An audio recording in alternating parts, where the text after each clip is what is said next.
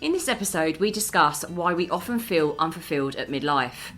And it's more common than you might think. In fact, for a majority of midlifers, there comes a point where we might question our choices and current situation. This can trigger a lot of fear, overwhelm, and guilt. But we want to reassure you that this isn't a time of crisis, but of opportunity. There are valid reasons you feel the way you feel, so we're going to deep dive into 5 to help you see things with a little more confidence, clarity, and self-compassion.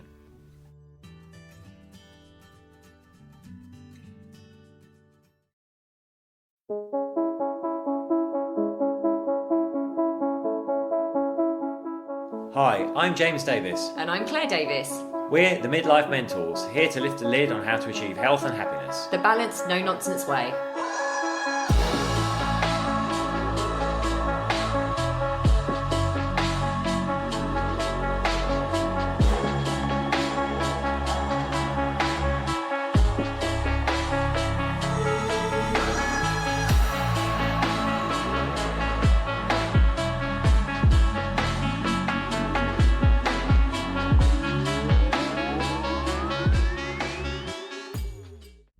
Hello and welcome to another episode of Midlife Mentors with me, James. And me, Claire. I'm sitting, again, if you listened to last week's episode, I am sitting further away from the microphone this time. We were told by a friend of ours that James's voice is slightly quieter than mine sometimes. To be fair, Claire, it'd be hard to be noisier than your voice.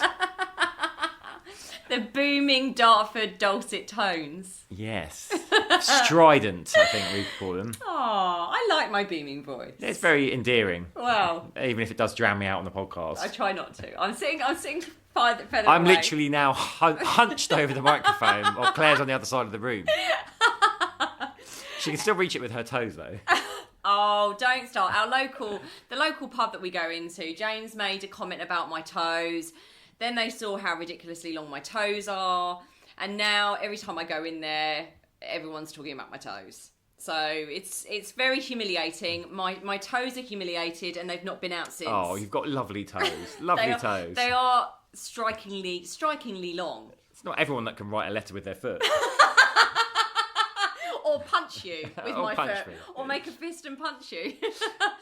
Anyway, enough about my feet. So today we're going to be talking about fulfillment at midlife, or actually more explicitly, being unfulfilled at midlife and the reasons why that can occur and what you can do about it. So that's what we're going to be drilling into. We're going to give you five reasons, because this is something that, we see a lot with the people that we work with. We've had the pleasure of working with midlifers now for 10 years since we've been running our retreat, just over 10 years, but really intensely over the last 3.5-4 years with the midlife method and our one-to-one coaching that we do, and Jane's program, which is called Rise, which is for men. It's very commonplace to feel unfulfilled at midlife and then feel a sense of guilt around that, a sense of shame and isolation around feeling unfulfilled.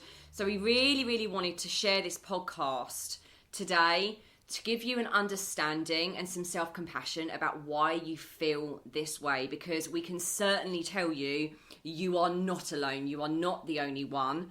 And there are things that we can start doing about it, of course, to start feeling more in our power, more fulfilled and more excited about the future. So we did this. So for those of you that don't know, in our free Facebook community, we do a live kind of like teach every Saturday morning at 10 a.m. UK time. So this is something we covered. If you're not a member of that community, then you should join, because we do this teach every Saturday. Where we'll come on. It's a chance for you to interact live. People ask questions, they comment, we answer, so you get to interact with us on that. Plus, we do a whole load of other stuff in there. There's loads of resources and stuff as well. So just look for the Midlife Mentors community on Facebook and ask to join, and we will let you in. We do topics on. It's not just obviously the mindset stuff. We do things on hormones. We do stuff on emotional eating. We do teach on like how to manage anxiety. Stuff around exercise, the best way, the scientific methods of how to exercise at midlife and nutrition and all that stuff. So we really do cover mind, body and soul stuff. So like James said, if you're not in that community, join. And there's a link in the show notes to do that. So before we get into the meat of this, what have we been up to, Claire? I feel like not a lot, because for those of you not in the UK, We are having the most shocking weather here. I think it's the wettest July on record. Definitely, I've had something like 170% more rainfall than normal. I think it was 1160 to you told me the other day. Well, that was a week ago, and we've had another solid week of rain since then. It's probably over 200% by now, to be fair.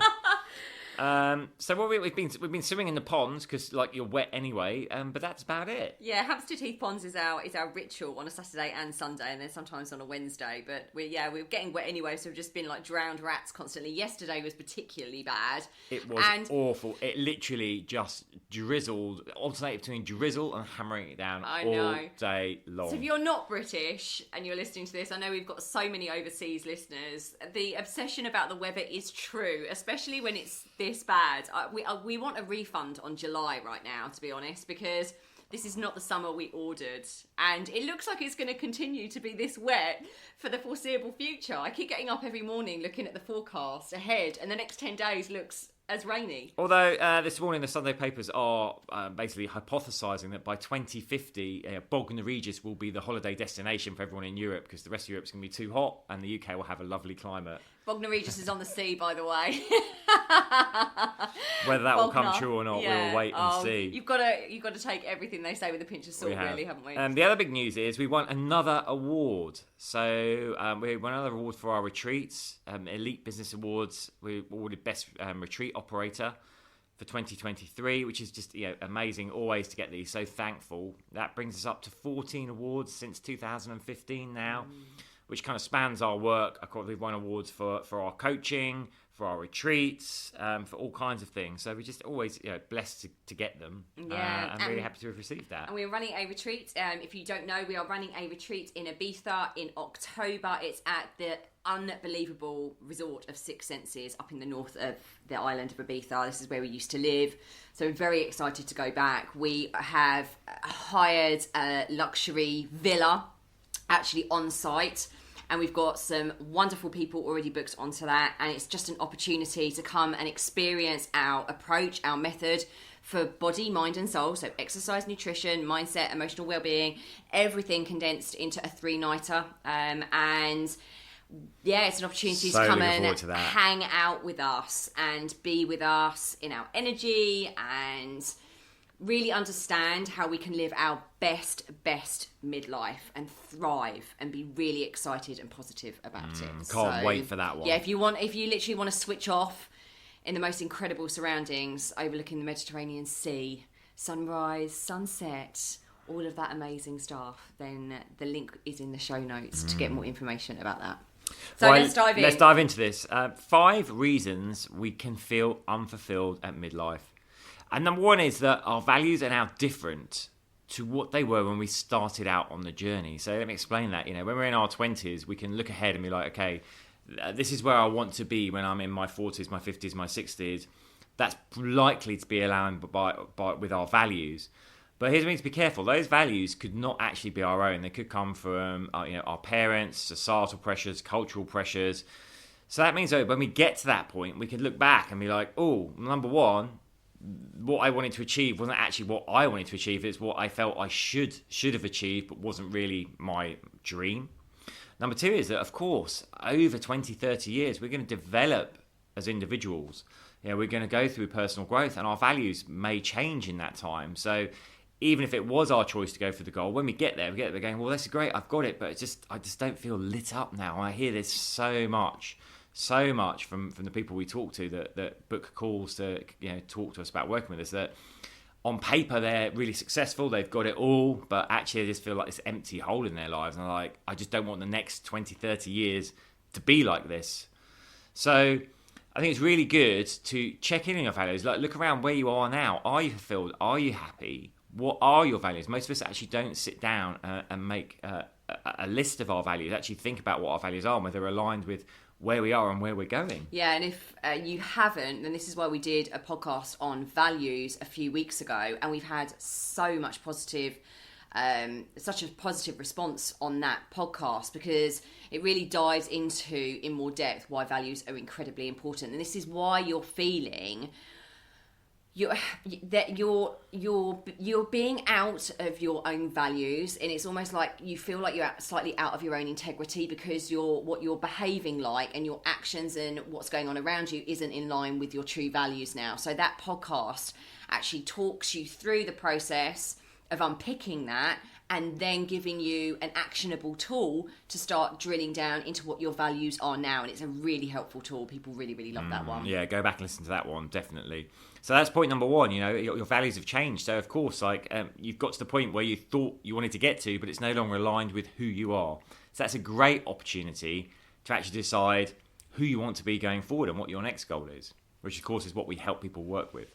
Number 2 is we have compromised so much for this, for most of our lives, and anyone that tells you that we haven't compromised or you don't need to compromise in your life is full of crap. Basically, every decision that we make, every goal that we have, we do have to make certain compromises. And what happens is we make so many compromises, especially if we've got children, if we've had the career, we've wanted the financial material things around us. We have to make compromises. Some of that might be compromising on your own personal time, your own health. But lots of people get to this stage of life and they've compromised for so long and prioritized so many other things that they get to this point and they don't even know who they are. They've lost their own sense of self-identity. They don't even know what makes them happy. If you ask yourself, what makes me happy? Some people are really stumped at that because it's all been about achieving and making other people happy and making sure that everything else is prioritized before themselves. So it's really, really common. I cannot hammer this home enough. It's really, really common to get to this point and feel lost and feel overwhelmed and feel scared, actually, because you feel like you're in an abyss and you're thinking, okay, actually my values, like James was just saying, my values have changed, but I don't even know who I am in order to move towards a different way of living. So that's really, really, it's very, very important to know that you are not alone in that. And that's why that's happened. You've given so much, you've compromised so much, you've prioritized so many other things that of course you're going to get to this stage and not really know what you want, what you love, who you are. But again, I want to put a really positive spin on this. This is a really exciting opportunity for you to rediscover all of that stuff. And there's no need to feel guilty or shame that you are not continuing to put everyone else first. This is a time that you need to fill up your own cup in order to move to the next stages in your life. It's very, very important that you do this work and you acknowledge it because it's not going to go away. That's the most important thing about this whole podcast topic. It's you're feeling unfulfilled, and the reality is, the truth bomb is, it's not going to go away unless we address it. I think the other thing is we spend so long prioritizing others, we've forgotten how to prioritize ourselves. And also, it feels slightly wrong to us to prioritize ourselves. We somehow feel like we're being selfish or we're not doing the right thing. But actually, now is the time. If we're not prioritizing ourselves and looking after our own self-care, how are we showing up in the world? How are we making an example for those that are looking up to us, like our children, our partners, our co-workers? They're seeing someone that actually puts everything above themselves. So of course, yes, we have to prioritize things like our career and our children and so forth, but we have to take care of ourselves as well. So it's just giving yourself the permission to step back in that place of prioritizing yourself. And I say this a lot when I do one-to-one coaching with the women that I work with. I say to them exactly what James has just said. He's just hitting the nail on the head, Would you like your daughters, particularly your daughters, because I'm coaching women, would you like your daughters to grow up and do what you're doing right now, which is to not have their own space in the world, if that makes sense, not be really, really grounded and rooted and empowered to make the most of their life? You wouldn't want them scattering their energy and being completely depleted by putting everyone else first. Well, if that's what you're showing them, that's what they'll do. So be the light, be the role model that says, I love you. And these are the other parts of myself, but there's another very, very important part of myself that is now calling to me. This higher part of myself, the human, actually more the human being than the human doing, is calling to me. And I would like to explore that. And again, there's support out here. This is what coaching's for, right? To help you move through these very, very poignant, profound questions and to help you discover what the next steps are. That's what the support is for. That's what coaching is for. So you don't have to do it alone. So number 3 is... we grow more risk averse as we age. There's a lot of research that supports this. We start to become more risk averse as we get older. I always say this: when we're young, we play to win, but as we get old, we play not to lose. We suddenly feel that we've got so much, whether that's emotional investment or actual material goods around us, that we're like desperate to hang on to it, that we become afraid of the potential of loss. And so we start like focusing on, when we see new opportunities come along, we focus on, well, what if it goes wrong and what have I got to lose, rather than what can I gain? It's all about maintaining where we are, protecting the status quo, rather than looking at what we can gain. And also, the thing that we do as human beings is discount the opportunity cost. We could be sat in a situation where we're not feeling fulfilled, we're unhappy, but yet, if I change, there's so much to lose, so I'm just going to stay here. We're negating or forgetting the opportunity cost of staying stuck where we are. So again, the research supports when we do go out there and we learn new skills and we take risks, it actually slows down the aging process, particularly for the brain. So we want to keep going out there, learning new skills, establishing new social networks, taking risks, doing new things. I also want to say on this, everyone finds it hard to take risks, but the more you do it, the more you take them, actually, the more familiar they become. And the reason the reason we don't take risk as well is because we're so scared of failing. And then we're scared of being ostracized, basically, by the tribe. So this actually goes back to our ancestors. As human beings, when we were evolving, and even now, we need connection, we need a tribe, right? When our ancestors were evolving, you did everything that everyone else did. If you did something different and you failed, not only would you look stupid, but potentially you would be ostracized from the tribe, and that would mean potentially death. Okay, you haven't got that tribe to look after you. So that's hardwired into us not to take risk. It's hardwired into us to be risk adverse. But the thing is, we're now not in that situation. We have a plethora of opportunities available to us. And we all have to understand that that's the part of our brain that's hardwired. We're all going to have that inner critic. We're all going to have that inner voice that says, don't do it, don't do it. But it's also, we're supposed to expand. We're supposed to evolve. We're supposed to sing our own unique song in this lifetime. And the more risks that you take, the more comfortable you become. And that inner voice becomes a bit more quiet because it realises, even if you did fail, it wasn't the end of the world. It didn't mean death. You didn't die. You picked yourself up again and you went again. And it becomes more familiar to that part of your subconscious mind. So the more you do it, the better it becomes. That's number 3. Number 4 is, we have spent so long, it kind of relates to the point around compromising and losing our sense of identity, but we spend our entire lives striving. Even from primary school, we strive, we're told, if we do this, you'll get to the next level. Then you'll move up a level, you'll get your GCSEs. If you're in the UK, you'll get your GCSEs, you pass those, and you need to move up a level. Then you go to university. Then we're constantly on a treadmill of striving. And the problem is here, we're kind of operating, we all have the masculine and the feminine energy, men and women, we all have that, it's the yin and the yang. This is operating very, very much from a masculine perspective. I must get this, I must get this. It's very doing, it's very action orientated. But the thing is, we get to this point in our life and we see this such a lot. There is a calling to be more content. There is a calling to soften. There is a calling to be more creative and feminine. This is the feminine space, and this is for men as well. There becomes somewhere, there's more of a soulful pull, because we realise that we are halfway through our lives or more, and it's a very sobering thought. Do I want to keep on striving for the rest of my life and not actually being present? I'm not actually in a joyful place most of the time because I'm constantly thinking about what I need to be doing next. But there is a call to soften, to slow down, to be present.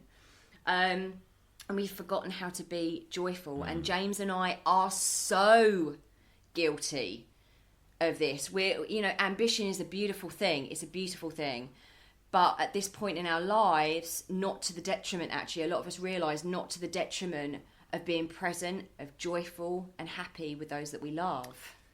Yeah, I mean, I see this a lot, particularly in my work with successful men, and totally echo what Claire was saying there about the masculine, feminine being masculine energy. Another way to look at it is the shadow archetypes, and this can go for men and women. Like, we're in that striving position, so we're often being driven by the warrior and the magician archetype, which is coming actually from a place of doing for the warrior and a place of fear for the magician. The fear of losing it, right? It's that fear of losing what we've got, fear of losing our position. Got to keep striving. So then the magician's egging on the warrior to keep going, which is fine to a point, but actually we want to be coming more from the king or the queen, if you're a woman, the sovereign that's actually controlling the warrior and the magician and setting the direction of our lives. So that we're coming from a more confident, more laid back, more assured approach rather than this more frenetic approach.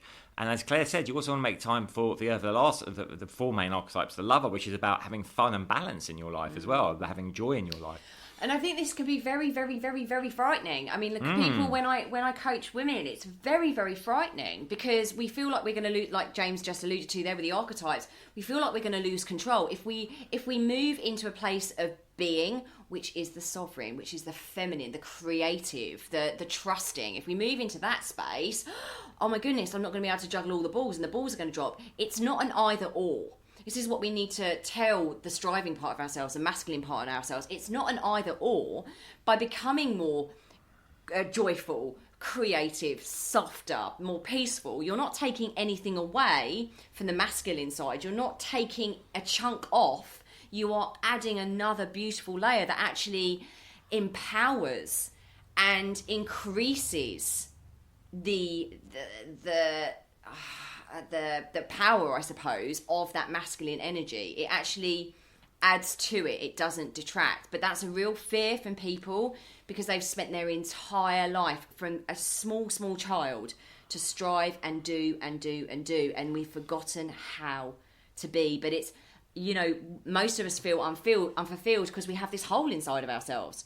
There's this hole that the striving doesn't fill. And the only thing that fills it is that softer approach. It's that sovereign energy, it's the creative energy, it's the joy, it's the peace, it's the contentment. And there are ways that we can do this very gently. When we coach people, there's ways of adding this in without scaring the other part of ourselves too much, but so we can bring that in so that you can feel more whole and complete.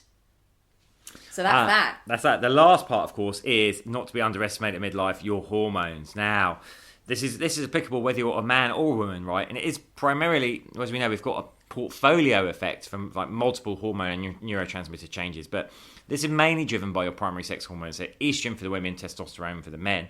And these are having a physical effect on our bodies. We might feel that our bodies are starting to let us down a bit. We're seeing more flab where we didn't want it. We've got less muscle tone. All these things are going on. We've got less energy. There's emotional and psychological effects too. The hormonal changes affect our cognition. We might, have more trouble focusing, concentrating. We might be lacking that confidence, just feeling that lack in libido. And of course, that then can wrap up when you put all these facts together into psychological drivers again, which can impact how we feel and our behaviour. As we said at the start, it's a natural point, I think, in life to kind of take stock of where we are and look back and look forward about what's coming next. And if we're feeling that our body is slightly out of control in a way that we don't like, that can be really hard too. So it's really, really important to dial in the lifestyle factors around your hormones. There's so much we can do to be more in balance by addressing the lifestyle factors, like making sure our movement is correct, making sure our nutrition is correct, we're eating the right things, avoiding the wrong things. We're doing the daily mindset rituals and things that are going to help our psychology, our cognition, all that stuff. These can all be bedded in to help us be more in balance with our hormones and feel more on the level. Then we can start to look at other factors as well. Yeah, and this obviously goes into relationships as well. A lot of the time when we don't have this information about hormones, when we don't have that information about hormones and what's going on and how we can actually balance those with lifestyle factors like James has just alluded to and that we talk about all the time on this podcast, it's quite easy to look outside of ourselves and blame things outside, you know, like breakdown of relationships, or it's the work, it's that person, or it's my job, or it's my kids, or that. But actually, we might be feeling unfulfilled with a lack of purpose because of stuff physiologically that's going on for us. So it's an opportunity to take responsibility for that and start taking actions around rebalancing those hormones.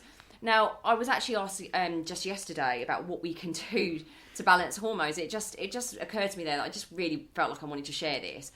Balancing your hormones or you know, claiming back some control over it isn't just about going on HRT or TRT. It's not just about having that put in you. You absolutely can start feeling more fulfilled at midlife, more passionate, more on purpose, more alive, more full of energy, sleep better, all of these things that when you don't have them make you feel like you're unfulfilled. All of these things can absolutely be helped by lifestyle factors. So just wanted to say that. Don't think that it's all just the emotional stuff and the mindset stuff we're talking about. It is also about your exercise, your gut health, your nutrition, your sleep. So it's really, really important. And, you know, here's the thing. All of this can upset and affect relationships as well. We see this a lot with our clients. And we have done a few relationship workshops which have been hugely successful. We have done one for about a year and we probably need to do one again. But again, it gives understanding your hormones. You might think that your relationship is doomed, you know, like that relationship is completely over. And, you know, here's the thing. Things evolve and it might be, but also understanding that one of the reasons you might feel unfulfilled and not very happy and on purpose is because of your hormones too, and being able to communicate, understand it, be empowered with knowledge, and being able to communicate with your partner around this might just save your relationship, because you are going through this, whether you're male or female, you are going through these physiological changes, and they massively, massively impact your emotions and your mental health.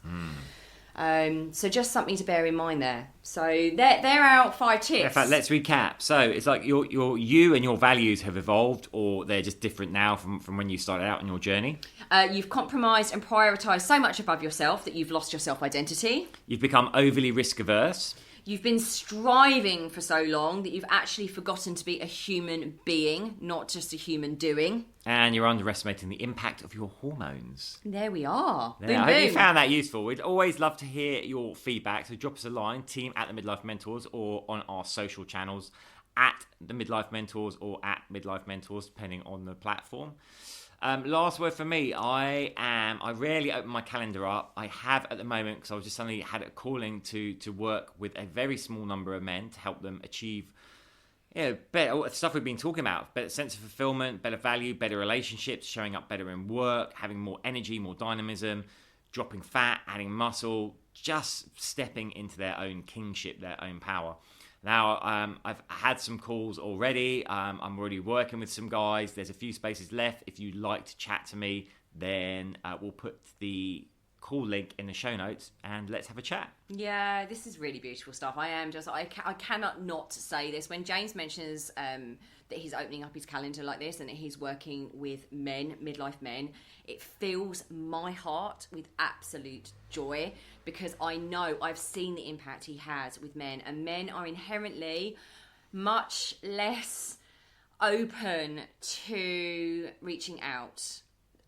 Us women, we do have a lot of support. A majority of us we're more able, just the way that we're built, is to be able to share some of this stuff. And there's a lot more about the menopause out there. We have a lot more understanding in society and the mainstream media about what's going on for us. Men don't have that so much. They need support. So if you are a woman listening to this and you know, or you suspect that there is a man out there that needs support from an incredible soul like James, who I cannot tell you the mind, body and emotional shifts that he creates for men, I urge you to get them to contact James, because how they come into that process will be extraordinarily and vastly different to the person that they become at the other end. It's life transforming from the inside out. So I'd really encourage you, men, if you're listening to that's my heartfelt plea to reach out to James. And to women, the men need us. The men need us. So let's do our part.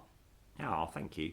And guys, let's chat. Drop me a calendar invite. Or just email us, team@themidlifementors.com. And we are sending you so much love. Thank you for listening. And please do share this podcast if you love it. If you find it funny, our stupid little things that we do, and you just think, you know what, I want to share this, please do, because that's how the word gets out there. We don't take sponsorship for this. We don't want our listeners to be interrupted with nonsense ads and things like that. So the only way we can share more of our message is if you share it, you rate us, and you subscribe. So please do, and we're sending you lots of love. Till next time. Till next time.